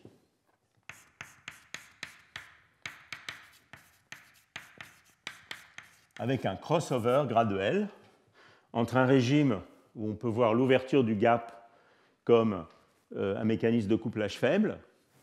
Dans ce contexte-là, on parle de mécanisme de Slater. Et un isolant de spin localisé qui se mettent antiferromagnétiques entre eux à cause du super-échange d'Heisenberg, mais la localisation de charge est en lieu à une énergie beaucoup plus grande.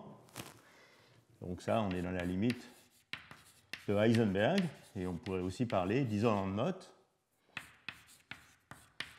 puisque la localisation de charge a lieu à des échelles d'énergie beaucoup plus grandes que la mise en ordre des spins. Dans l'analogie avec U négatif, c'est le crossover entre le régime BCS, où les paires se forment et condensent à la même échelle d'énergie, et le régime BEC, où on forme les paires à une énergie d'ordre U et on les condense à une énergie qui est le saut résiduel des paires d'ordre T carré sur U. Alors ça, c'est donc pour ce qui concerne la physique de la mise en ordre des spins.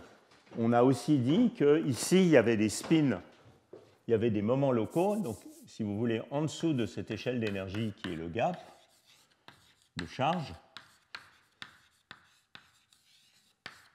il y a ici des moments locaux. Et donc, ici, on a un isolant de Mott paramagnétique.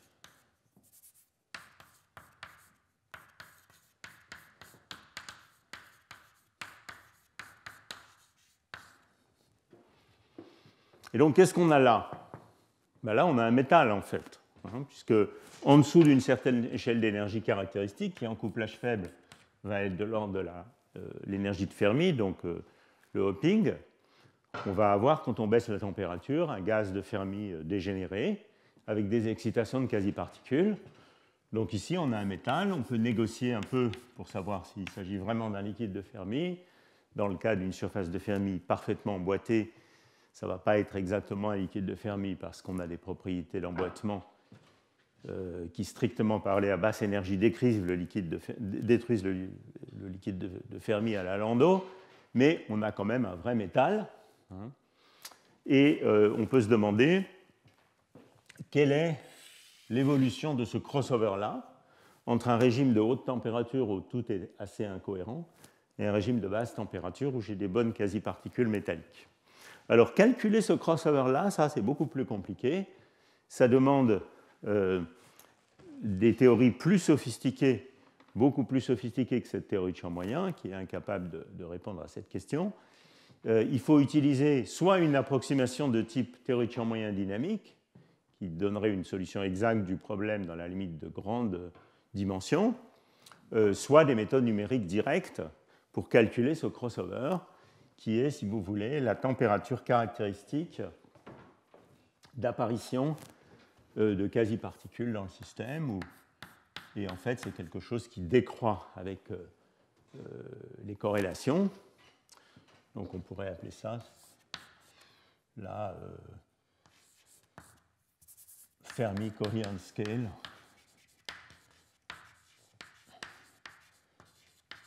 Ou si vous voulez, la température effective de dégénérescence du gaz de Fermi. J'hésite à l'appeler température de cohérence des quasi-particules, parce qu'encore une fois, dans le cas emboîté, on peut négocier sur l'existence ou non de quasi-particules dans le sens strict. Mais enfin, moralement, c'est ça. Voilà. Donc, j'ai dessiné ces crossovers de manière un peu plus artistique, si on peut dire, ici. Donc, ça résulte d'un calcul. Enfin, il n'y a pas beaucoup de points de données, mais il y en a quand même quelques-unes qui utilisent l'approximation de la théorie de champ moyen dynamique. Donc, vous voyez, ça, c'est la ligne de Néel. Bon, il faut rajouter des points ici. La courbe est en fait comme ça. Donc, c'est la courbe de Néel, la température de transition dans l'approximation du champ moyen dynamique pour le modèle de Hubbard tridimensionnel de mi-rempli. Ça, c'est dans la même approximation l'estimation de cette température de cohérence du liquide de Fermi. Ici, j'ai dessiné à la main le gap de charge qui devient d'ordre U. Et donc, si vous voulez vous faire un peu une idée, disons, avoir une caricature du système, une sorte d'instantané de la fonction d'onde, disons, dans chacun de ces régimes, ici, vous avez un isolant antiferromagnétique de Mott avec des spins gentiment ordonnés par le superéchange. Ici, vous avez plus de fluctuations, donc vous commencez à avoir quelques doubles occupations et quelques trous, et vous voyez que les spins sont désordonnés, on a des moments locaux qui fluctuent. Donc ça, ce serait l'isolant de Mott paramagnétique. Ici, on a un régime de Slater, qui est plutôt se représenter comme une onde de densité de spin avec une aimantation Stagger de faible amplitude. Et ici, on a un liquide, disons un métal, ou je l'ai appelé liquide de Fermi sur ce slide, avec dans chaque instantané de la fonction d'onde beaucoup de doubles occupations et de trous, ce qui permet la mobilité des porteurs de charge. Donc vous voyez que même dans le cas très simple du modèle demi-rempli, eh bien, ce modèle de Hubbard a déjà un certain nombre de crossovers qui contiennent pas mal de physique. Et au bout de 4 cours, on a fini en gros avec les mains par comprendre quelle pouvait être la nature de ces crossovers en utilisant différents régimes, différentes limites d'approximation, couplage faible, couplage fort, limite atomique, etc., etc. Voilà, alors si vous voulez voir une détermination plus précise de cette ligne de transition, ici j'ai extrait ça d'un article de revue de Korg-Ringer qui parle des méthodes diagrammatiques au-delà de DMFT et qui compare différentes méthodes d'approximation pour la température de Néel du modèle de Hubbard tridimensionnel. Alors on peut certainement faire mieux avec les méthodes de Monte-Carlo diagrammatique en particulier. Donc ici c'est la théorie de champ moyen dynamique qui interpole quand même bien entre, disons, le régime de Slater et le régime de Heisenberg, mais qui est évidemment trop haute à grand U, parce qu'elle n'a pas les fluctuations quantiques du modèle de Heisenberg. Et puis ici, il y a différentes approximations, peu importe. Ici, la ligne rouge, qui est probablement assez proche de la vérité, c'est un développement diagrammatique au-delà de la théorie de champ moyen dynamique, la méthode des gamma, dont va peut-être, je pense, nous parler un peu Thomas Schaeffer dans les séminaires de tout à l'heure. Bon, alors, comme d'habitude, je suis évidemment très en retard et je ne vais pas avoir le temps de vous parler de fluctuations et de deux dimensions aujourd'hui, je ferai ça la prochaine fois. Je voudrais quand même complètement conclure le cours sur la théorie de champ moyen. Et Et pour ça, je voudrais revenir à la question de qu'est-ce qui se passe quand maintenant je dope ce système. Alors, que se passe-t-il? Alors, comme on l'a vu la dernière fois, il y a d'une part la tendance à localiser les trous sur des régions spatiales, les mettre ensemble spatialement, donc c'est la formation de murs de domaine ou de stripes, mais il est utile pour ça de revenir quand même à l'analyse des phases homogènes, c'est-à-dire où on n'a pas ce partitionnement du système entre antiferromagnétique non perturbé et ruban de trous, mais où on continue à regarder les choses en termes de vecteurs d'onde et d'instabilité dominante. Et donc regarder la possibilité d'ondes de densité de spin dans le système qui ne soient pas des ondes de densité de spin commensurables à Q égale pi, mais des ondes de densité de spin avec un vecteur d'onde arbitraire. Alors ça, c'est important, en particulier parce qu'on voit bien quand on regarde cette fonction de réponse ici, qu'il va se passer des choses au vecteur d'onde, donc oméga égale 0 à la réponse thermodynamique, au vecteur d'onde où Q, qui sont tels que epsilon, un vecteur d'onde kf sur la surface de Fermi, donc qui vont donc être définis de cette manière, va également satisfaire epsilon kf. Bon, je vais enlever le potentiel chimique pour faire plus simple. Epsilon kf plus q égale 0. Alors si je peux trouver un vecteur d'onde q qui prend un point de la surface de Fermi et l'emmène sur un autre point de la surface de Fermi, ce qu'on appelle un vecteur d'emboîtement, on voit bien que c'est ça qui va contribuer à avoir une susceptibilité magnétique grande.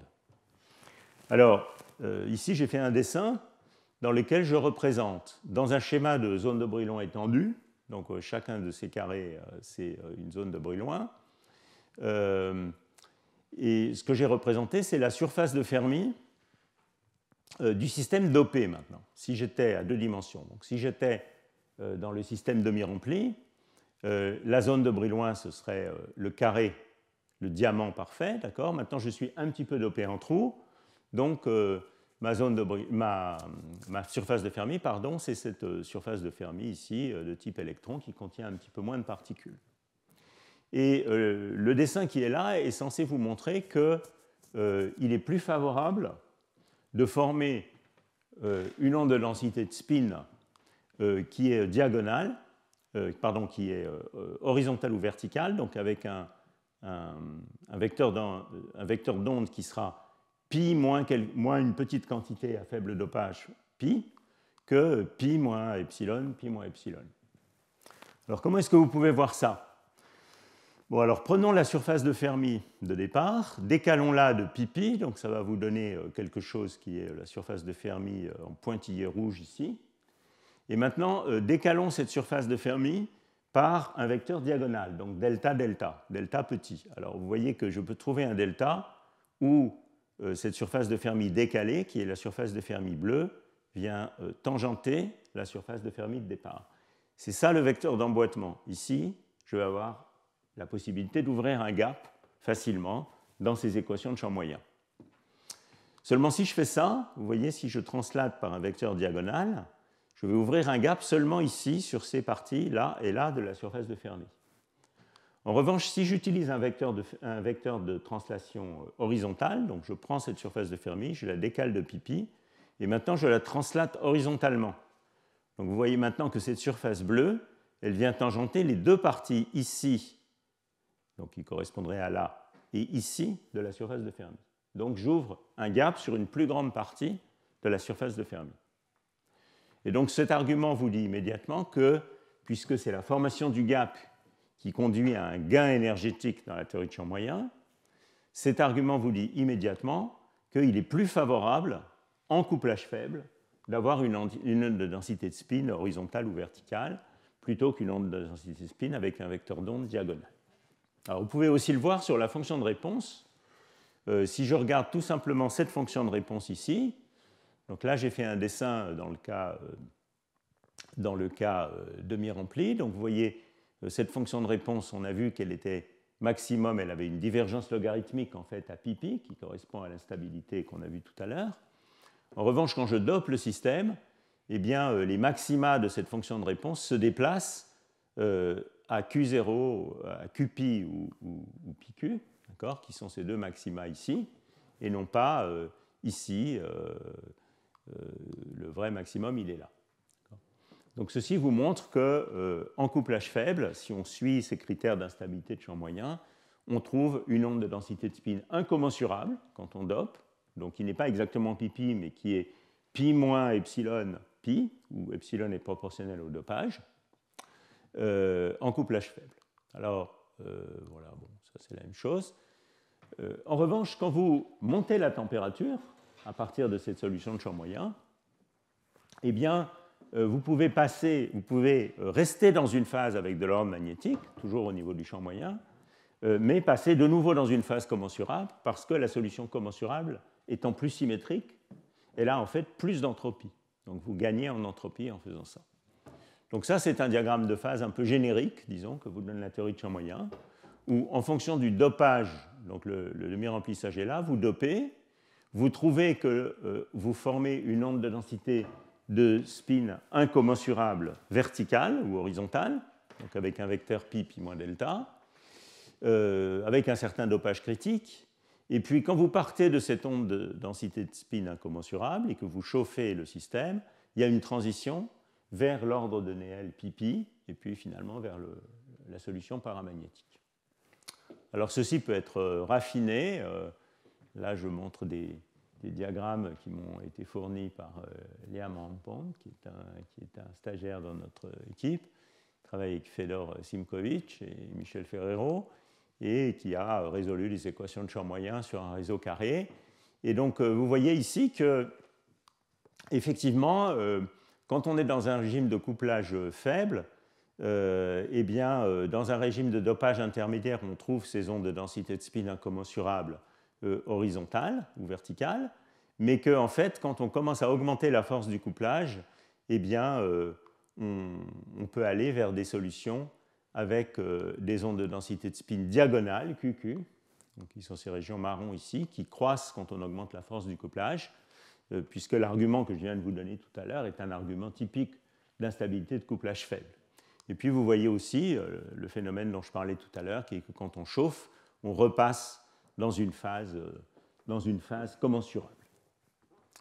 Voilà, donc ça c'est un petit peu le diagramme de phase qu'on trouve typiquement quand on permet des ordres, disons, homogènes à des vecteurs d'onde bien déterminés.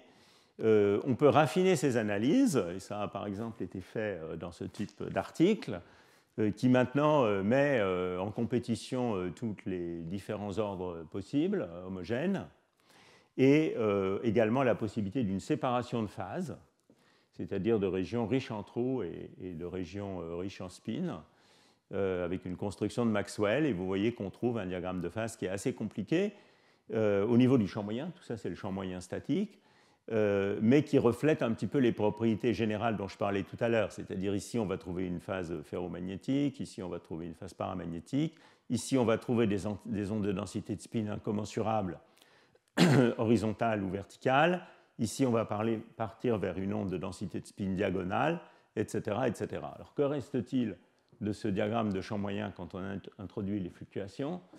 Ça c'est une bonne question, pas forcément grand-chose, mais ce diagramme a pour but de vous montrer ce qui se passe dans la théorie de champ moyen.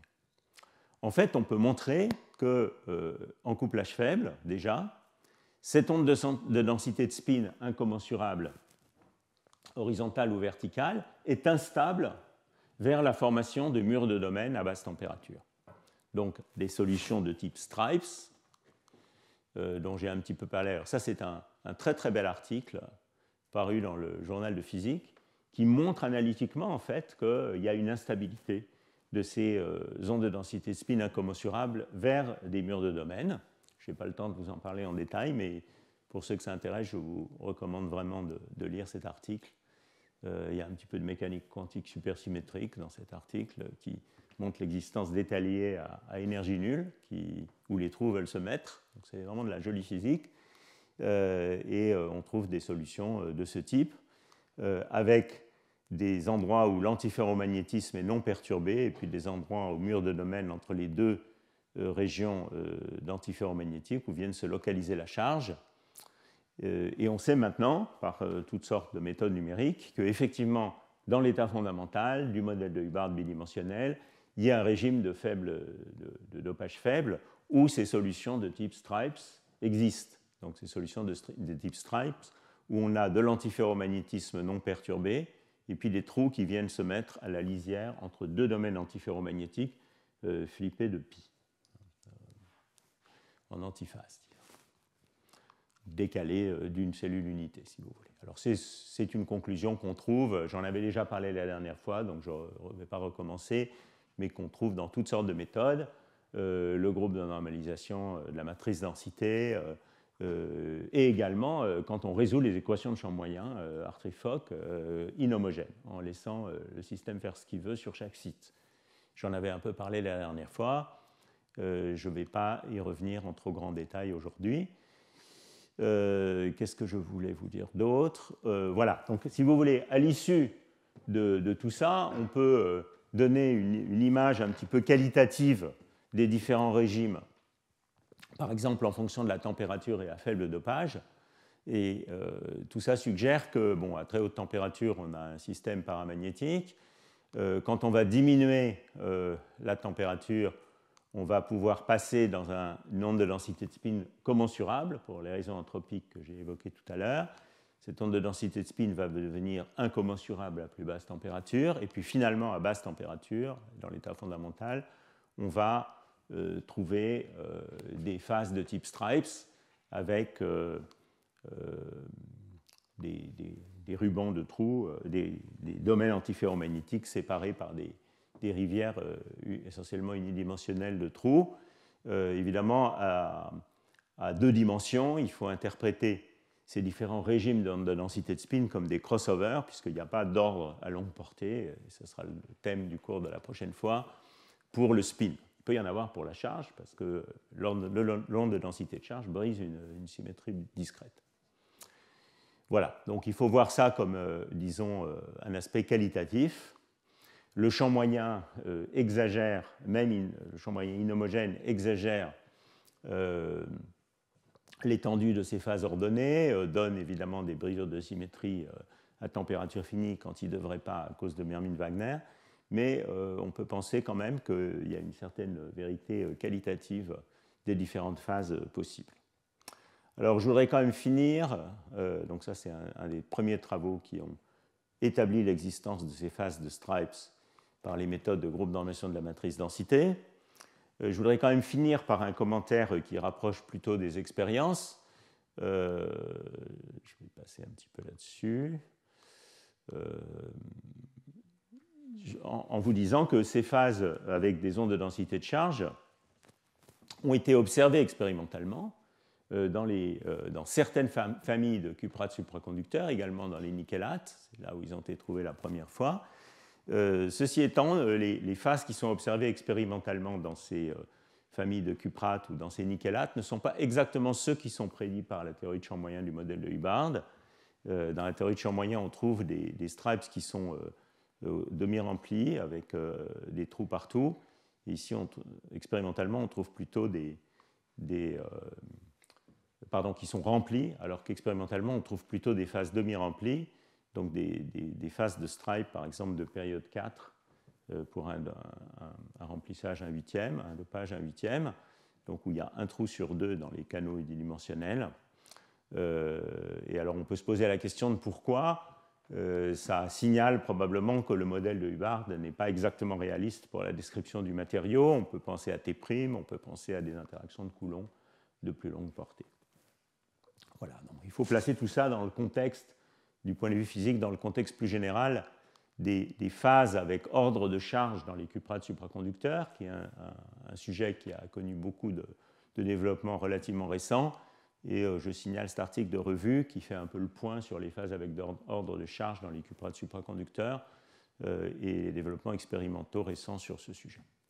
Pour finir, juste en une minute, je voudrais mentionner quelque chose qui est souvent un peu mal apprécié, qui est que contrairement à ce qu'on peut penser, les approches de type DMFT sont parfaitement cohérentes avec l'existence de stripes dans l'état fondamental. Et il y a plusieurs travaux qui montrent clairement que si on fait du DMFT inhomogène, c'est-à-dire qu'on laisse le système faire ce qu'il veut sur les différents sites du réseau, eh bien on trouve effectivement des phases de stripes en parfait accord avec les autres méthodes numériques, comme le DMRG par exemple, enfin en parfait accord au moins qualitatif. Voilà un très bel article qui fait ça, donc fait du DMFT inhomogène sur d'assez grands systèmes, et vous voyez le diagramme de phase ici, c'est une étude de température nulle directe, et vous voyez ici les différentes phases de stripes qui sont obtenues dans ce système par ces méthodes. Voilà. Très bien. Ben, écoutez, je vais m'arrêter. On va faire une pause de 5 minutes pour changer. Et puis, on va ensuite accueillir Thomas Schaeffer, qui doit déjà se demander ce qu'on est en train de faire, parce qu'on est en retard. Et je n'ai pas eu le temps de vous parler de fluctuation. L'ensemble du cours de la prochaine fois sera consacré au cas bidimensionnel en couplage faible. Et vous verrez que tout est dominé par les fluctuations dans ce cas-là. Je commencerai par vous parler un petit peu de Mermin-Wagner et de modèles sigma non linéaires pour décrire les fluctuations magnétiques. C'est le contexte le plus simple dans lequel on peut voir Mermin-Wagner à l'œuvre. Et puis ensuite, on arrivera à la fin du cours avec une théorie de couplage faible du pseudo-gap dû à ces fluctuations magnétiques. Voilà, je vous remercie. On fait juste une pause de 5 minutes et on reprend tout de suite avec le séminaire.